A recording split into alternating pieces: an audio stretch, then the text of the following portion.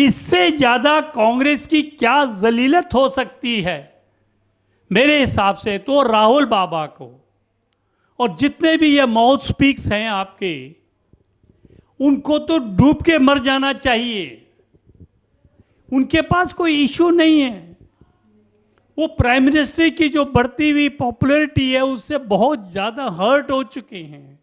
वो चाहते किसी तरह से हम प्राइम मिनिस्टर की जो पॉपुलैरिटी है उसको हम किस तरह से तार तार करें। टूल किट बनाई थी किसान रैली के अंदर, देख लीजिएगा। उसके बाद कांग्रेस के जो आला कमान है, ऑल इंडिया कांग्रेस कमेटी का जो दफ्तर है, वहां से एक नई टूल किट बनाई जिसके अंदर एक उन्होंने सब्जेक्ट रखा कि we have to strike at the Central Vista project. हमें उसको रुकवाना है। क्यों रुकवाना है? वो नहीं चाहते कि 15 अगस्त की परेड हो, वो नहीं चाहते कि 26 जनवरी हम लोग मनाएं। एक ऐसी पार्टी जो हमारा गणतंत्र दिवस को या स्वतंत्रता दिवस को नहीं मनाना चाहती है, उससे ऐसी देशद्रोही पार्टी और कौन हो सकती है? नमस्कार, मैं SD Vimlesh, advocate from Delhi. ये जो सेंट्रल विस्टा प्रोजेक्ट है, इसकी ओरिजिनल कास्ट लगभग 950 करोड़ थी, जो एज ऑन डेट 1300 करोड़ है, और by the time it is completed it will be around about 20,000 crore, depending upon the deviation, modification, alteration, so as to keep it in line with the world class building। तो एक ऐसा project जो देश की image को बना रहा है, देश की प्रेस्टीज को बना रहा है, बाहर से आने वाले देखें कि इनका जो पार्लियामेंट है, जो पूरा पार्लियामेंट्री सिस्टम जो बना हुआ है, ऐसी बिल्डिंग में बना हुआ है जो कि हमारे देशों की बिल्डिंग से फार बेटर है। जिस समय हमारे दिल्ली हाई कोर्ट ने वो जजमेंट पास की और ये कहते हैं कि साहब ये जो PIL थी ये जेन्युइन नहीं है, ये मोटिवेटेड है, इसकी इंटेंशन गलत है। क्योंकि जो उन्होंने प्ली ली थी कि साहब यहाँ जो हेल्थ वर्कर्स हैं, वर्कर जो वहाँ पे काम कर रहे हैं कंस्ट्रक्शन के, उनकी सेहत को बड़ा खतरा है। और सरकार ने ये एफिडेविट फाइल किया और डॉक्यूमेंट पेश किए कि साहब हमने लगभग 70% जो वर्कर्स थे उनको वैक्सीनेट कर दिया है, और जहाँ 70% जो होते हैं वह चेन ब्रेक हो जाती है, वहाँ कोविड इतनी जल्दी नहीं आता है। एंड एवरी वर्कर जो वहाँ पे काम कर रहा है is safe, and we take the guarantee of the health of those workers also. तो मेरे कहने का मतलब है, हाई कोर्ट ने जब सारे तथ्य देखे, दोनों प्रोस एंड कॉन को देखा, दोनों पार्टियों को हियर किया, उसके बाद में जब ये रिजल्ट के ऊपर आए हाई कोर्ट कि साहब ये तो एक मोटिवेटेड है, जानबूझ करके डाली गई PIL है, इसका कोई जेन्युइनिटी नहीं है, इसके अंदर कोई सच्चाई नहीं है, और ये सिर्फ एक परेशान करने के लिए या रोड़े अटकाने के लिए डाली गई है, इसलिए मैं इस पेटिशनर्स के ऊपर 1 लाख का जुर्माना करता हूं। इससे ज्यादा कांग्रेस की क्या जलीलत हो सकती है? मेरे हिसाब से तो राहुल बाबा को और जितने भी ये माउथ स्पीक्स हैं आपके, उनको तो डूब के मर जाना चाहिए। उनके पास कोई इशू नहीं है। वो प्राइम मिनिस्टर की जो बढ़ती हुई पॉपुलैरिटी है उससे बहुत ज्यादा हर्ट हो चुके हैं। वो चाहते किसी तरह से हम प्राइम मिनिस्टर की जो पॉपुलैरिटी है उसको हम किस तरह से तार तार करें। पहले एक जो टूल किट बनाई थी किसान रैली के अंदर, देख लीजिएगा। उसके बाद कांग्रेस के जो आला कमान है, ऑल इंडिया कांग्रेस कमेटी का जो दफ्तर है, वहां से एक नई टूल किट बनाई जिसके अंदर एक उन्होंने सब्जेक्ट रखा कि we have to strike at the Central Vista project. हमें उसको रुकवाना है। क्यों रुकवाना है? वो नहीं चाहते कि 15 अगस्त की परेड हो, वो नहीं चाहते कि 26 जनवरी हम लोग मनाएं। एक ऐसी पार्टी जो हमारा गणतंत्र दिवस को या स्वतंत्रता दिवस को नहीं मनाना चाहती है, उससे ऐसी देशद्रोही पार्टी और कौन हो सकती है? ये जो आज हम वहाँ पर पार्लियामेंट के अंदर है हाउस बना हुआ है, ये 1921 में ब्रिटिशर्स द्वारा बनाया गया था, उसके 100 साल पूरे हो गए हैं। और जो पीडब्ल्यूडी के हिसाब से या गवर्नमेंट के रूल्स के हिसाब से जब बिल्डिंग 70-75 साल से ऊपर हो जाती है तो उसको हम डेंजरस ट्रीट कर देते हैं, और इस बिल्डिंग को तो लगभग 100 साल हो चुके हैं। It has become antique building. और वहाँ पर कई बार देखा गया है कि जो उसका प्लस्तर वगैरह वो झड़ रहा था। अगर ऐसे समय में हमारे मोदी जी ने एक ऐसा प्रोजेक्ट लेकर आएंगे जो वर्ल्ड क्लास एक बिल्डिंग बना रहे हैं पार्लियामेंट की, जिससे कि हमारी देश की इमेज जो है ना कितनी सुधरेगी। लोगों का जो इंप्रेशन था, जो कांग्रेस बनाकर गई कि साहब हिंदुस्तान तो सांप सपेरों का देश है, आज वो उनको पता लगेगा ये सांप सपेरों का देश नहीं है, बल्कि एक अल्ट्रा मॉडर्न जो वर्ल्ड क्लास बिल्डिंगें यहां पर है, इनकी जो सोच है वो बाकी देशों से फॉर बेटर है। तो क्या अपोजिशन वाले, क्या कांग्रेस, क्या राहुल बाबा ये नहीं चाहते कि हमारा देश डेवलप हो, हमारा देश उन्नति करे, हमारा देश वर्ल्ड लीडर बने, हमारा देश विश्व गुरु बने, हमारे देश की सारे दुनिया में जय जयकार हो, हमारे प्राइम मिनिस्टर की सारे वर्ल्ड के अंदर इज्जत बने? ये कांग्रेस जिन्होंने 70 साल राज किया है, आज 7 सालों में इतनी बिलक चुकी है, इतनी बिलक चुकी है कि वो सत्ता पाने के लिए हर गलत काम, हर जिसकी हाथ देशद्रोह तक जा चुकी है, देश को तोड़ने को तैयार हैं, देश की बदनामी करने को तैयार हैं, देश को बर्बाद करने को तैयार हैं। इससे साफ जाहिर होता है कि 70 सालों में इन्होंने देश को इतना लूटा और अपनी जेबें इतनी भरी और फॉरेन बैंक्स में जितना इन्होंने अकाउंट जा करके वहाँ पर खोले हैं, उनको इंडियन करप्ट मनी से, रिश्वत से लेकर के उनको भरा है, वो इनकी बंद हो गई है। और वो चाहते हैं कि हम हर काम में रोड़ा अटकाएं और सेंट्रल गवर्नमेंट को, स्पेशली द प्राइम मिनिस्टर या रूलिंग पार्टी जो है उसको इतना बदनाम कर दें ऑन ट्रिफल्स कि वो 2024 में ना आए। ये इनका प्राइमरी मकसद है और कोई मकसद इनका PIL डालने का नहीं है। अभी रिसेंटली एक PIL डाली गई है on behalf of the worker that was motivated by the Congress, everybody knows it. ये आपके 2020 अक्टूबर में सुप्रीम कोर्ट में भी गए थे कि साहब ये प्रोजेक्ट एक फ्रिवलस प्रोजेक्ट है, इसको नहीं बनना चाहिए, इसके अंदर बड़ी हैवी वेस्टेज ऑफ मनी हो रही है, ये कोविड के अंदर इस्तेमाल होनी चाहिए और ये जो है लोगों को खाने पीने का, उनके दवाइयों का, रहने के खर्चे के लिए इस्तेमाल की जाए। अरे भैया, ये ऐसी महामारी तो आती रहती हैं, लोग बीमार होते रहते हैं, मरते रहते हैं। मैं ये नहीं चाह रहा हूँ कि वो मरें, पर एज पर दी जो चला आ रहा है हमारे देश में लगभग 1 करोड़ आदमी हर साल मरता है, चाहे वो किसी बीमारी से मरे, एक्सीडेंट से मरे या एक्सीडेंट से मरे। अगर कोविड के अंदर अगर 3 लाख आदमी की कैजुअलिटी हो चुकी है, तो क्या हम सारे काम जो हमारे देश के हैं सारे काम रोक दें?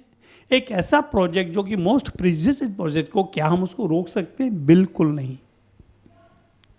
और आपको हैरानी होगी, जिससे ये जाहिर होता है कि हम विश्व गुरु या we are going to be a better than other countries, may be China, may be America.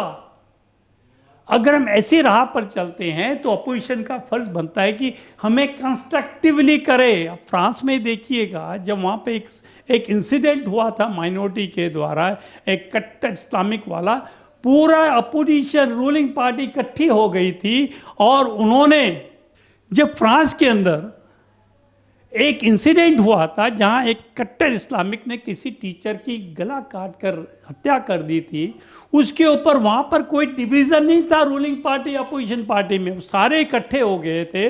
उन्होंने एक ही कानून से पूरी की पूरी जो है ना इस्लामिक कट्टरता को ख़त्म कर दिया था।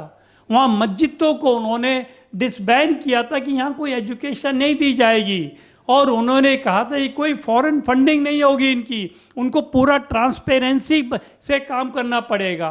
तो हमारे देश में जब हमारा देश कोई अच्छा काम करता है तो कभी कोर्ट में जाके उसके रोड़े अटकाने, कभी सड़कों पर इकट्ठे होकर रोड़े अटकाने, कभी एक अपोजिशन पूरी इकट्ठी हो जाती है और सोशल मीडिया द्वारा उसकी तौहीन करना, उसके बारे में अपशब्द कहना, उसकी इमेज को इंटरनेशनली स्पॉइल करना और सोशल मीडिया के साथ खड़े होकर सोशल मीडिया को सपोर्ट करना और उनको ये कहना कि ये आप गवर्नमेंट को कोई भी कानून को ना मानो। I don't think this all responsible party के ये कर्तव्य हैं। डेमोक्रेसी का मतलब ये नहीं कि देश में अराजकता फैलाओ।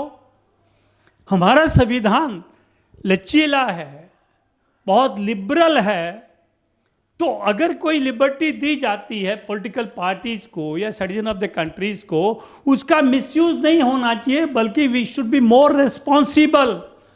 हमें यह सोचना चाहिए, हमें किसी ने विश्वास करके एक अच्छी पोजीशन दी है तो we should stand by it, और हमें अपने आप को उस लायक शो करना है, बनाना है। तो मुझे बड़ा अफसोस होता है जब मैं देखता हूँ अपोजिशन पार्टी सरकार के अच्छे कार्य, हर अच्छे कार्य के बीच में रुकावटें पैदा करती हैं। अगर वो अपनी सोच को बदल ले और देश के हित में काम करना शुरू करे, ठीक है, अपोजिशन होनी चाहिए डेमोक्रेसी में। जब तक इक्वल एंड स्ट्रांग अपोजिशन नहीं होगी तो वो डेमोक्रेसी सक्सेसफुल भी नहीं होती, वो एक हिटलर शाही बन जाती है। वहाँ रूलिंग पार्टी जो चाहे करे, उसको रोकने वाला कोई नहीं होता। Opposition must be there, but ये जो अपोजिशन जो है, it should be constructive opposition, not a destructive opposition. मैं ये बताता हूँ आपको, ये सेंट्रल विस्टा बिल्डिंग है क्या?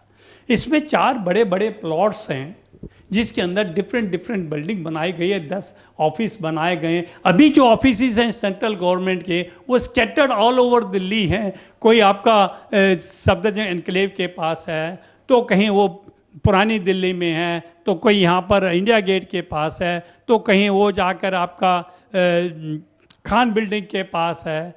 तो इस तरह से जब कोई मीटिंग होती है तो मंत्रियों का इकट्ठा होना बड़ा मुश्किल हो जाता है।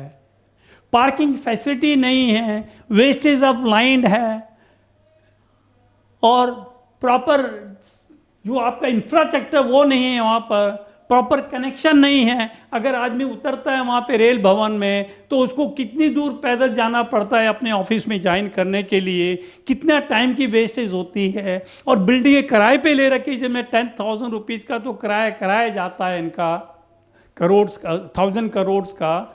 कितना अननेसेसरी वेस्टेज है, wastage of land is there. और दूसरी बात यह है कि जब एटमॉस्फेयर बड़ा एक कोहेसिव होता है, एफिनिटी टाइप होता है, फ्रेंडली होता है, तो आदमी की कैपेसिटी बढ़ती है, उसकी प्रोडक्टिविटी बढ़ती है। We sit in a better building, in a latest world class building, तो हमारी जो काम करने की क्षमता है, जो प्रोडक्टिविटी है, वो बढ़ेगी। तो इसका जो मेन मकसद था इसका, that was to increase the productivity and the efficiency of the government।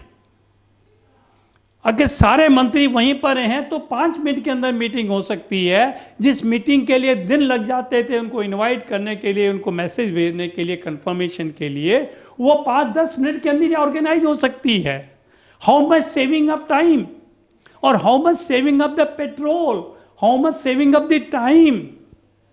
और मैं तो ये कहता हूं, अगर सरकार इसके ऊपर 20,000 करोड़ रुपए भी खर्च करती है तो इस सारा का सारा पैसा 5 साल में रिटर्न बैक हो जाएगा बाय दिस सेविंग्स। अब तो इन्होंने, आपको बता दूं, ये जो बिल्डिंग है इसके अंदर 2 येलो लाइन भी है, वायलेट लाइन भी है, नीचे 2 मेट्रो इसको फीड कर रही है। और वहाँ से शटल्स बना दी इन्होंने, मेट्रो से ऑटो शटल में बैठो और अपनी कंसर्न बिल्डिंग पे जा करके वहीं से आपको ऑफिस के अंदर छोड़ देगी वो। वहाँ आपको पैदल नहीं चलना पड़ेगा, इतनी क्विक ट्रांसपोर्टेशन है, कहीं भीड़ नजर नहीं आई। कॉरिडोर भी बड़े चौड़े चौड़े बना रखे इन्होंने। अरे ऐसी अल्ट्रा मॉडर्न बिल्डिंग बन रही है, एंड शेम ऑन यू, आप उसमें रोड़े अटका रहे हैं।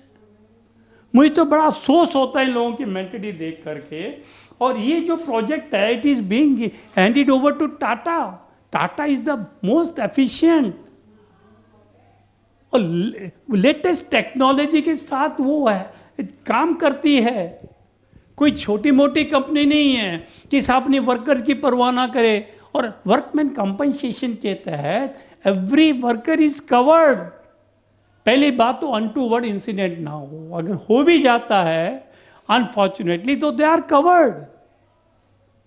तो ऐसी PIL डालना कि साहब हमें इनकी सेहत का फिक्र है, उनकी सेहत को खतरा है, एक बचकाना हरकतें की।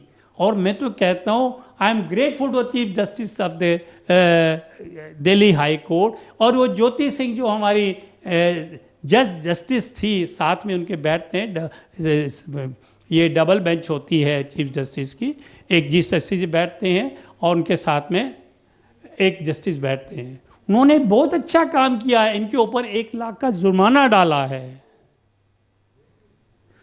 और मैं बता दूं इसके अंदर, अब ने इसके अंदर उन्होंने PM का रेजिडेंस भी वहीं रख दिया, ताकि उनको जो ट्रांसपोर्टेशन में ट्रैफिक की प्रॉब्लम होती थी वो ना हो और वो तुरंत मीटिंग कंडक्ट कर सके।